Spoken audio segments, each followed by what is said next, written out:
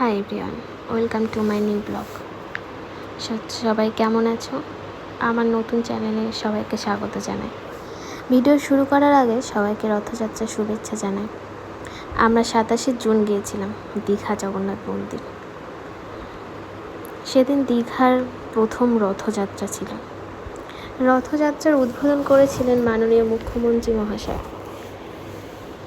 তিনি এসেছিলেন, চারিদিকে অনেক লোকের ভিড়, ব্যারিকেড, অনেক সিকিউরিটি গার্ড, এবং তারা আমাদেরকে সুন্দরভাবে পথ প্রদর্শন করছিলেন যাতে আমরা রথযাত্রাটা খুব সুন্দরভাবে উপলব্ধি করতে পারি।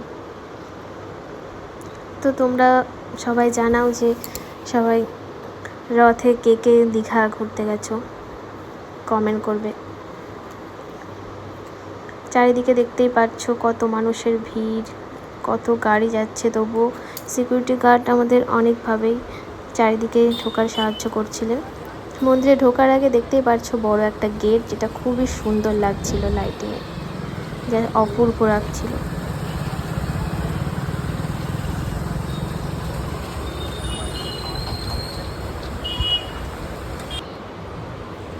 এবারে দীঘার মেন গেটে ঢুকলাম, বাইরের জুতো খুলতে হচ্ছিল। ভিতরে প্রবেশ করলাম, তারপর খুবই সুন্দর চারপাশটা, ফুল বাগান, কত সুন্দর চারিদিকে, যেন কত সুন্দর মনোরম পরিবেশ।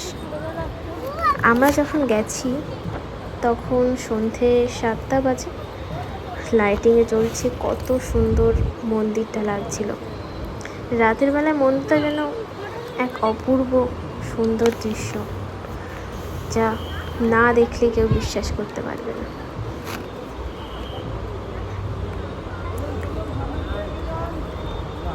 চারিদিকে কত লোকজন।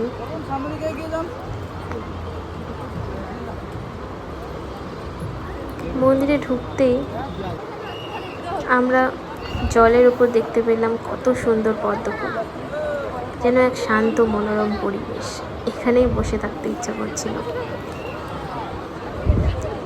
সবাই এখানে বসে ফটোশ্যুট করছিল, কিন্তু এখানে অতটাভাবে ফটোশ্যুট করা যাচ্ছিল না, সিকিউরিটি গার্ড ছিল অনেক। তো তোমরাও এখানে বেশিক্ষণ হয়তো ফটো তুলতে পারবে না।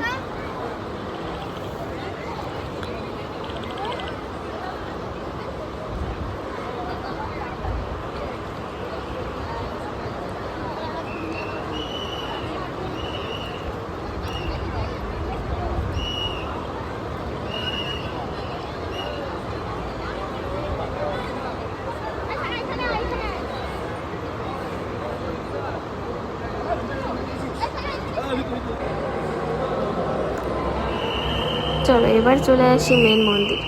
মন্দিরের ভিতরে প্রবেশ করলাম, চারপাশটা যেন অনেক সুন্দর, অনেক লাইটিং, কত লোকজন।